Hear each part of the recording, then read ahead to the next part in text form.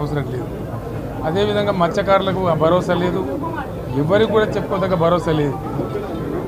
ఇందులో విశేషం హైలైట్ ఏంటంటే ఆర్థిక మంత్రి ప్రతి మాటను ఒత్తి ఆ డబ్బు వచ్చినప్పుడు అదేందుకు పెద్ద మహాప్రపంచం విజయంలాగా ఒత్తి చెప్పడం తప్ప కొత్తది ఏమీ లేదు.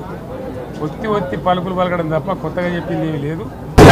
ఒక కొత్త సంక్షేమ పథకం కానీ ఏది కూడా లేదు. మహిళల పట్ల కూడా చాలా స్పష్టంగా చెప్పాల్సిన అవసరం ఉండే. కానీ వాళ్ళు మేము 1,00,000 కోట్లు ఇస్తాం అన్ని రుణాలు, ఆ రుణాలు వీలేదో ఇస్తున్నట్టుగా అది ఆల్రెడీ ఉన్న స్కీమే, నథింగ్ న్యూ అబౌట్ ఇట్, ఏమి లేదు. వెరసి ఇష్యూ యాజ్ ఏ హోల్. దురదృష్టం ఏంటంటే, చాలా బ్యాడ్ లక్ ఏంటంటే, మేము కూడా ప్రభుత్వం ఏర్పడిన తర్వాత కనీసం ఒక 6 మాసాల సమయం వాళ్ళకి ఇవ్వాలని మేము అనుకున్నాం. నేను కూడా శాసనసభకు పెద్దగా రాలేదు. కానీ ఈరోజు బడ్జెట్ చూస్తే ఏ ఒక్క పాలసీ ఫార్ములేషన్ జరగలేదు. రాష్ట్రానికి సంబంధించినటువంటి ఏ ఒక్క విషయంలో కూడా ఈ అర్బక ప్రభుత్వం ఇప్పటి వరకు పాలసీ ఫార్ములేషనే చేసినట్టుగా కనపడతలేదు. వ్యవసాయం ఉంది, మాకు స్పష్టమైన అవగాహన ఉండే ఈ రాష్ట్రంలో వ్యవసాయ స్థిరీకరణ జరగాలని మేము 2 పంటలకు కూడా ఇచ్చినాం రైతు బంధు. వీళ్ళు ఎగ్గొడతామని చెప్తా ఉన్నారు.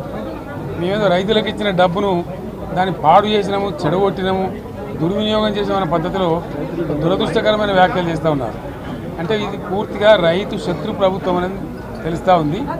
ధాన్యం కొనుగోలు చేయలేదు, విద్యుత్ సరఫరా చేయడం లేదు, నీళ్లు సరఫరా చేయడం లేదు, చాలా ఇబ్బందులు పెడతా ఉన్నారు. ఇంకా రైతు భరోసా, రైతు బంధు గురించి ఇంకా ప్రస్తావనే లేదు. ఎప్పుడేస్తారని మా ఎమ్మెల్యేలు అడిస్తే కూడా కనీసం సమాధానం చెప్తలేరు.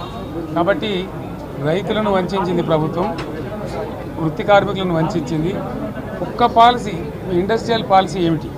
ఏమి లేదు. బట్టి గ్యాస్ ట్రాష్ పంచరంగం ఈస్మాన్ కలర్ లాగా చెప్పడం తప్ప, స్టోరీ టెల్లింగ్ లాగా ఉన్నది తప్ప బడ్జెట్ చెప్పినట్టు లేదు. రాష్ట్రంలో వ్యవసాయ పాలసీ ఏమిటి, పారిశ్రామిక పాలసీ ఏమిటి, ఐటీ పాలసీ ఏమిటి, ఇంకా ఇతర అనేక పాలసీలు, పేద వర్గాలకు సంబంధించిన పాలసీ ఏమిటి అనే దాని మీద ఏ ఒక్క దాని మీద కూడా గ్యాసు ట్రాషే తప్ప, చిల్లర మల్లర ప్లాట్ఫామ్ స్పీచ్ లాగా ఉంది తప్ప అది బడ్జెట్ ప్రసంగం లాగా లేదు.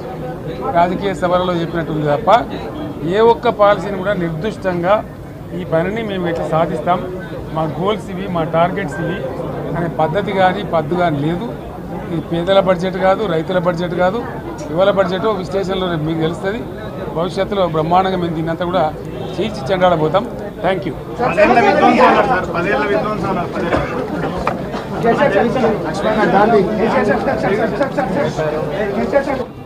అనేక ఆంక్షలు పెట్టబోతున్నట్టుగా ప్రత్యక్షంగా చెప్పి రైతులకు ఆల్రెడీ మోసం చేశారు.